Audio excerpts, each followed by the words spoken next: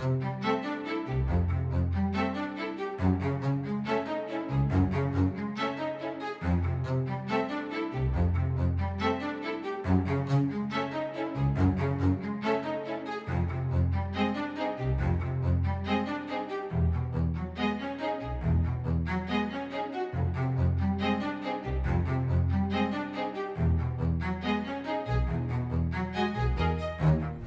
as big as Purdue Pharma? All of human behavior is essentially comprised of two things. Run from pain, run toward pleasure. Pain, pleasure, pain, pleasure. If we place ourselves right there, between pain and pleasure, we will never have to worry about money again. Pain is no longer something we have to tolerate. We have an answer. How can something legally prescribed be killing so many people? Tell me what words you associate with oxycodone. Oxy what? Oxycoffins. Excuse me? Don't put that in the notes. We are under investigation.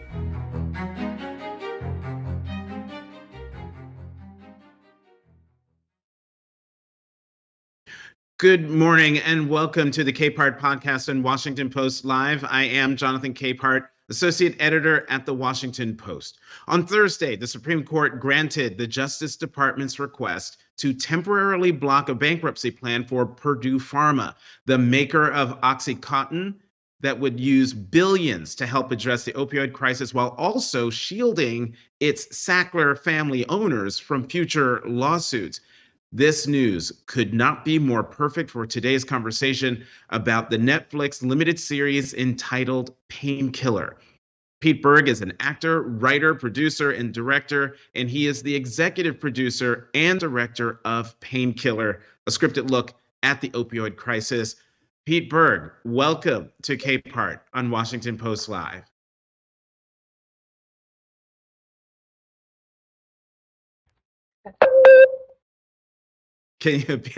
Pete, welcome to Washington Post Live.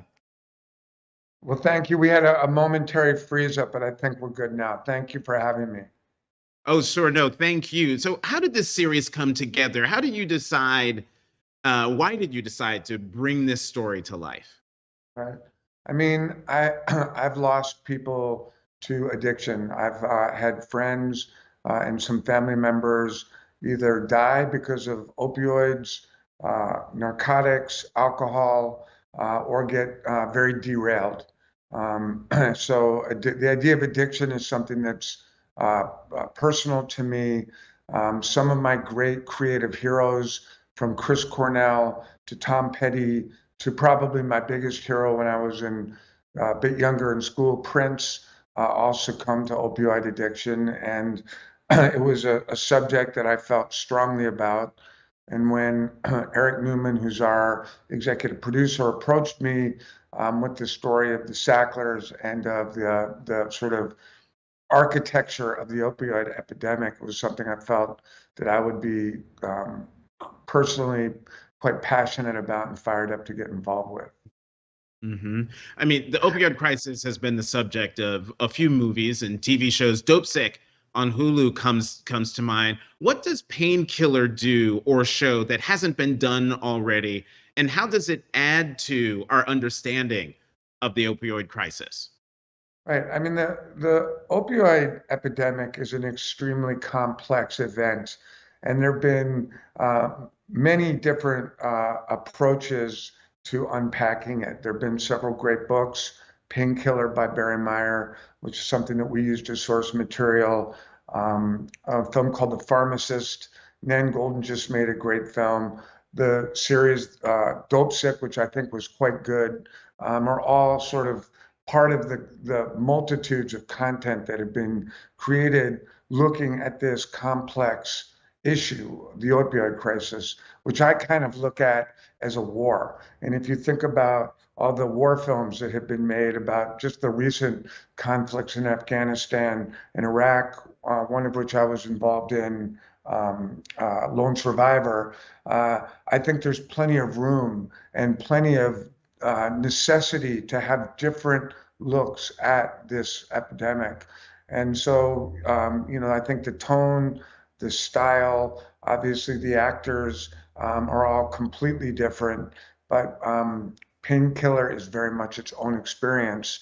And if you've watched any of these other docs or shows, I would encourage you to take a look at Painkiller and see for yourself if it doesn't feel like something you want to be spending time with. As someone who has spent time with Painkiller, it is incredibly it's powerful. But just so we're clear, the series is fictionalized, but based on true events. Sacklers are obviously very real and feature prominently in the series. But are all the other characters fictionalized? I mean, normally I would say yes to that question. Say yes, we have composite characters. The character that Uzo plays, which is an investigator for the Justice Department, is in many ways a composite character. In the case of the Taylor Kitsch and the character of Glenn Krager, to me, he's not a composite character.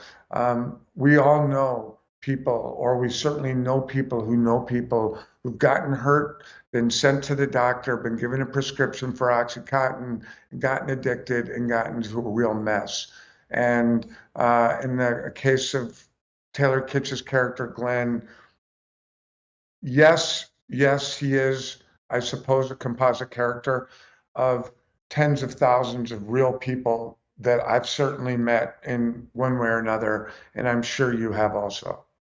Right, and more to the point, in terms of real people, one really effective thing and powerful and moving thing that Painkiller does is, before each episode, a person comes on who says, these are fictionalized events, or I'm paraphrasing here, but then they talk about the fact that their loved one, their son, their spouse, is a real person who lost their lives due to Oxycontin, and they're holding pictures of them, so that this fictionalized series makes it clear that there are real people. You can see their faces, and you can see the pain and the hurt in their loved ones' faces. Where did that idea come from? Why was it important to make that such a prominent feature in the series? Right. Well, I mean, as anyone who knows anything about the Sackler family and Purdue in general, if you know anything at all, you know that they're very good with lawyers. They use lawyers very effectively, and they're very good at intimidating, blocking, and manipulating the legal system generally to get what they want. Although, as you stated at the start of this conversation, there was a ruling yesterday that did not go in their way, which could prove to be very interesting. But when we had finished with our cuts of the 6 episodes, we were told by legal that we had to put disclaimers, and that standard, what you're about to see is based on facts. Some of the facts have been changed. Characters have been changed for fictitious purposes, for dramatic purposes. We were told we had to run with that disclaimer, and that, for a variety of reasons, didn't sit well with me. And I thought that it might be interesting, if legal would approve it, for us to see if we could find parents of children who had died because of Oxycontin, have them read the standard disclaimer, put it aside, and say, but what is not fiction is that my 22-year-old son died of an Oxycontin overdose, or my 32-year-old daughter. I thought that if the parents would be willing to do it, might be very, very effective and powerful. And legal said yes.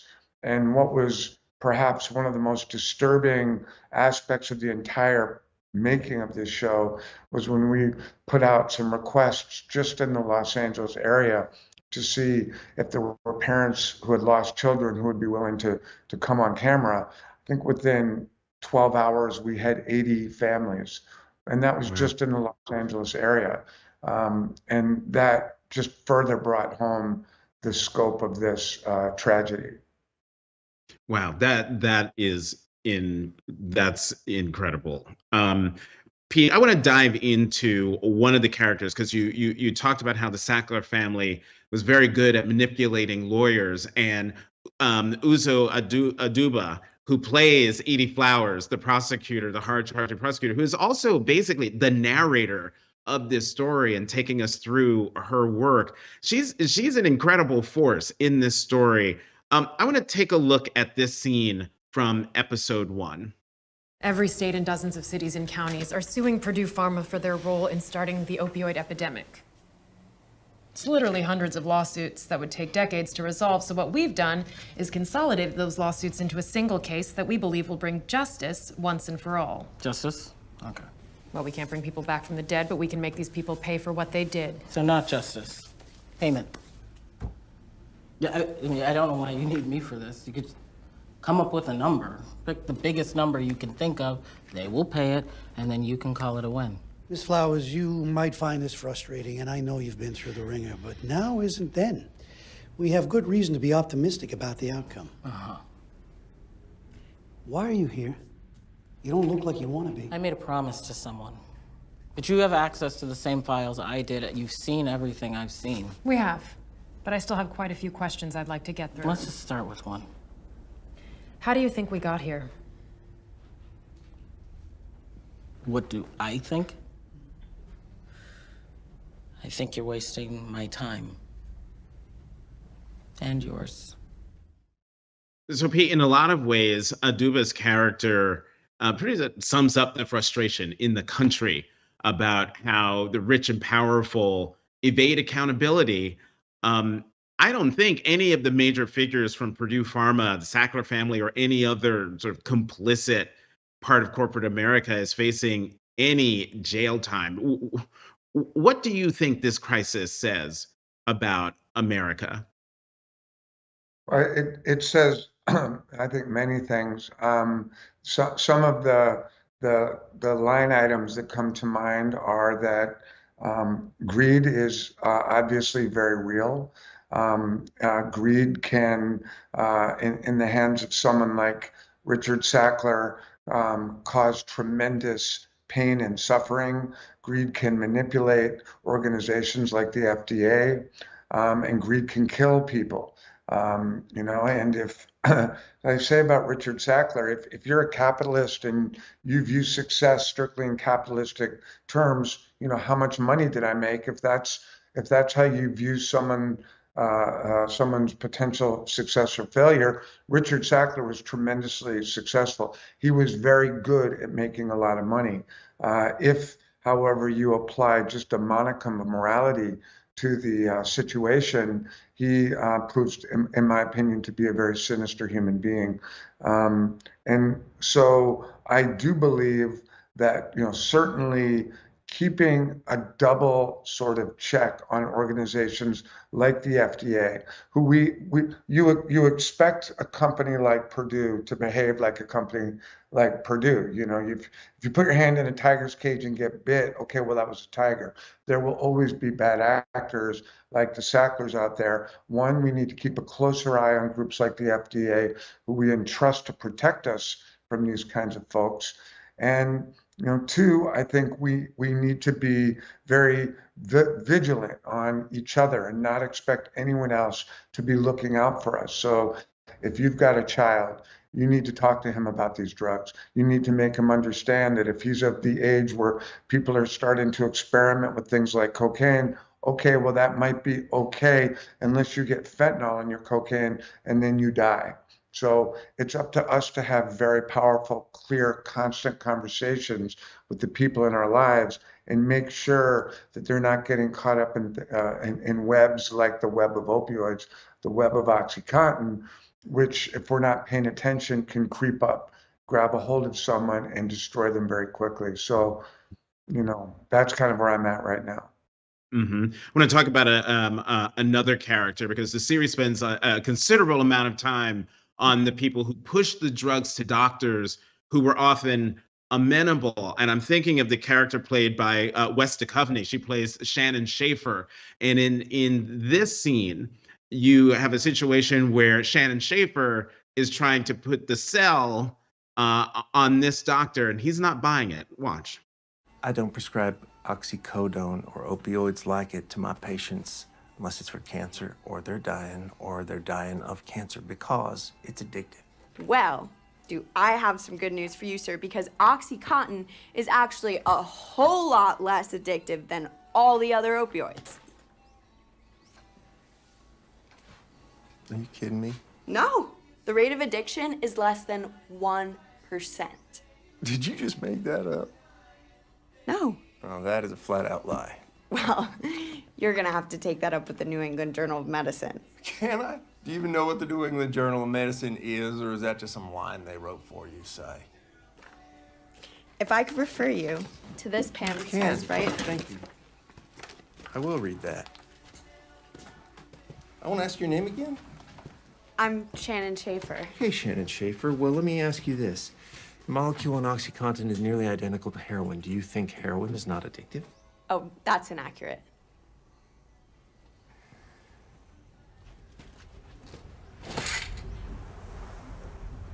They're just passing out Porsches to you cute little dandelions now? And so in that scene, we see a doctor who is, I mean, skeptical, doesn't even begin to describe his reaction to what Shannon is saying to him. But it raises the larger issue. Why was he the only one? How did the Sacklers get so much buy-in from the medical community when many people in the field knew the risks? Money. It's real simple. It's money, and for every, ethical doctor, ethical pharmacist, ethical FDA employee, there were many more who were quite simply willing to be bought off.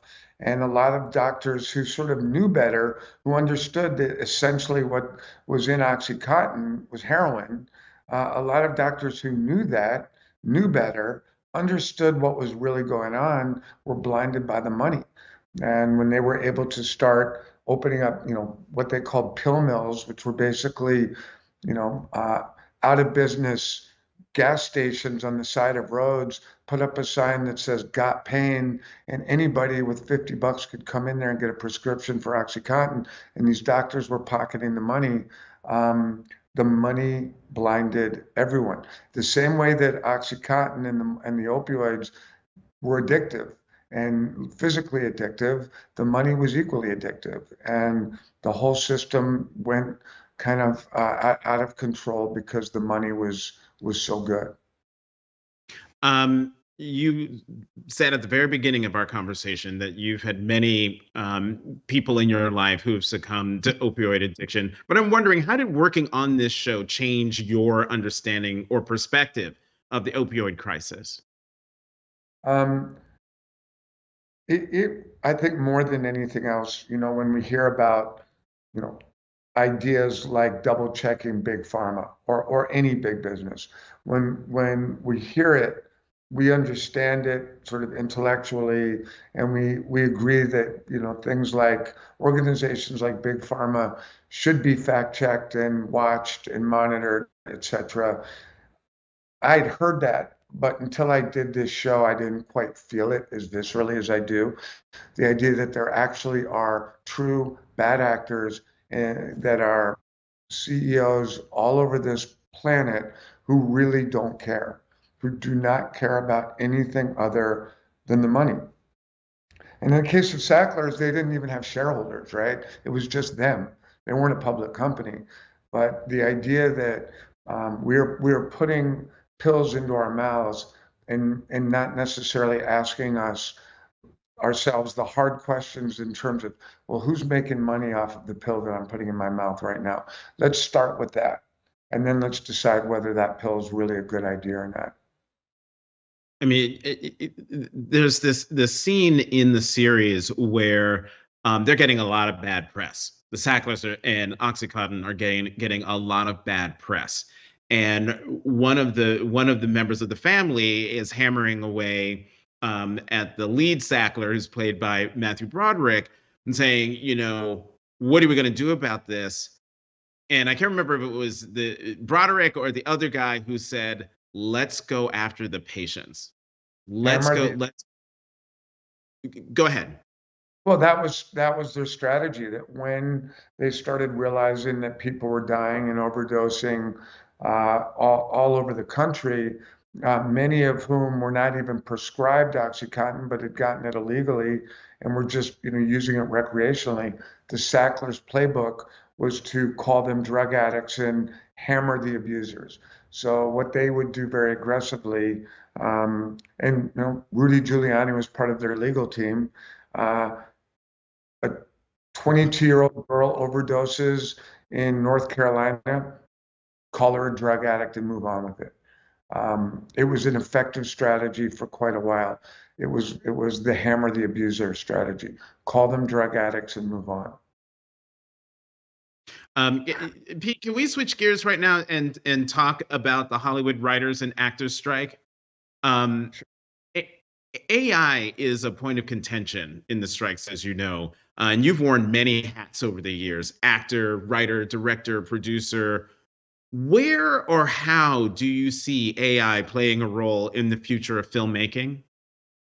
Right. I mean, I think AI for so many different people right now, not just screenwriters, actors, but for architects, interior designers, accountants, contract lawyers, is a scary concept. It seems to be moving very quickly. I can certainly see a day in the near future where if you want to build a home, you do not need an architect. You just, plot your information and your location into an AI and it designs a home for you in 32 seconds. I would imagine that's got to be a bit unnerving to the architectural community. Accountants, I think, can be replaced in many ways in the near future with AI. And I think the accounting community is probably looking at this.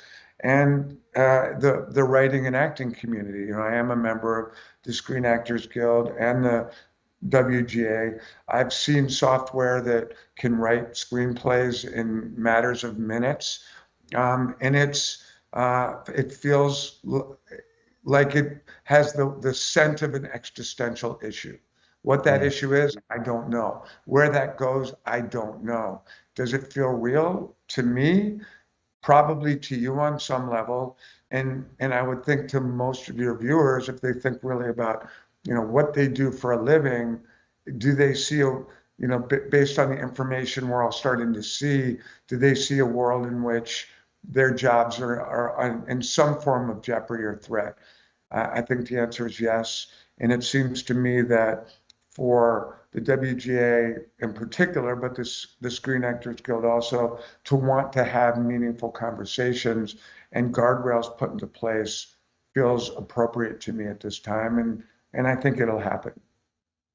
So, the ascent of streaming has changed the economics of your business. What do you see as the shortcomings or failings of the current economic model? And in what ways has streaming helped your career and or your business? Right. I think it has helped. There's no question that when companies like Netflix first came up, there was a lot of work, and the business was being disrupted in ways that nobody fully understood.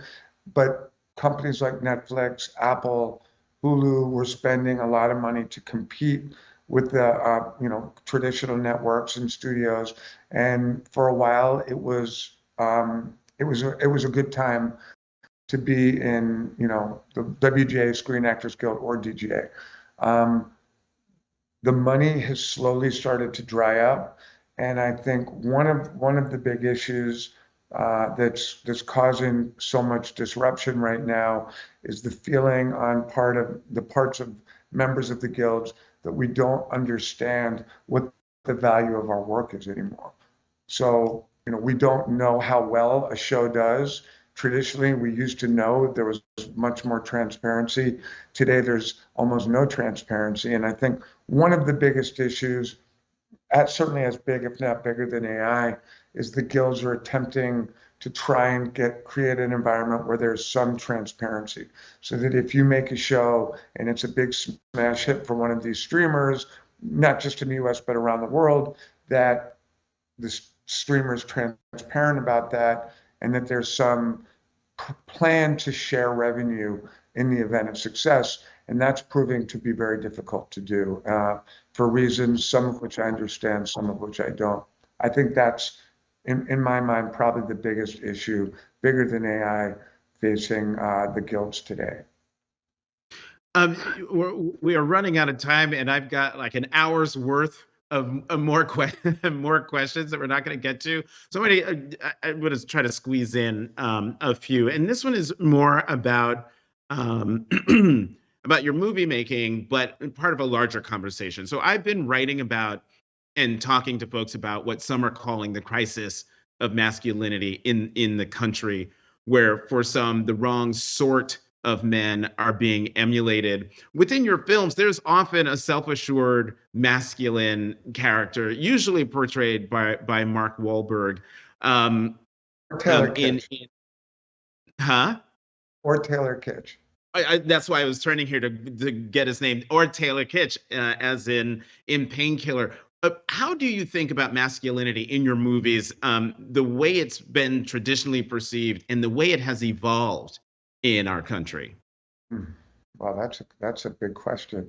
I think that to me, there is and should be a clear definition and path towards a version of masculinity that does not include toxic masculinity. And for a variety of reasons, there are individuals, and I look to social media as being more responsible than anything else, that have realized that by behaving a certain way, a way that I think can be defined as toxic masculinity, they develop followings, they develop ability to make a lot of money, and they create brands. And so much of this movement towards toxic masculinity, I think, is the result of social media rewarding it. And when I think about that, it is upsetting, depressing, and I think something that needs to be pushed back against.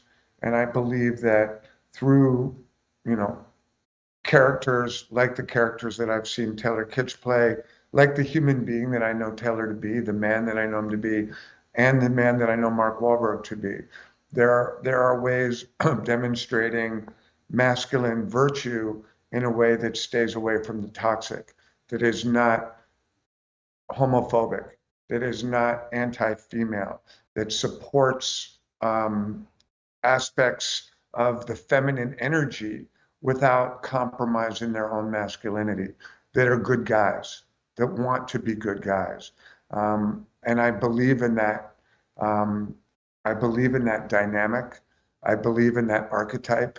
And if people want to say that I make films that are heavy with masculine energy, okay, I'm happy to own that.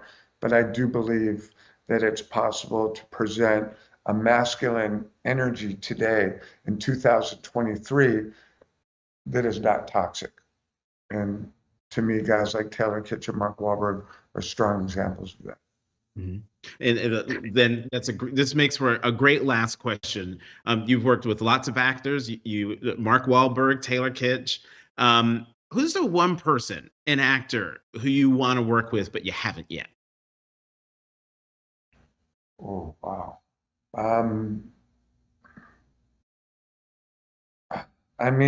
I would really, I think, enjoy working with Daniel Day-Lewis and Joaquin Phoenix.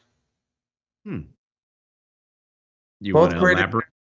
Both great examples of complex masculine energy that I've never experienced to be toxic in any way. Fantastic way to end this conversation. Peter Berg. Wait, Peter, can I just ask you a question here? Is it Pete or Peter? Because I see it all over the place in both ways. Which one do you like? Well, my friends call me Pete, and I feel like we're pretty close, so you can call me Pete. All right. Pete Berg, executive producer and director of Painkiller on Netflix. Thank you so much for coming to Capehart on Washington Post Live. Thank you so much. And thank you for joining us. To check out what interviews we have coming up, head to WashingtonPostLive.com. Once again, I'm Jonathan Capehart. Thank you for joining us on Capehart on Washington Post Live.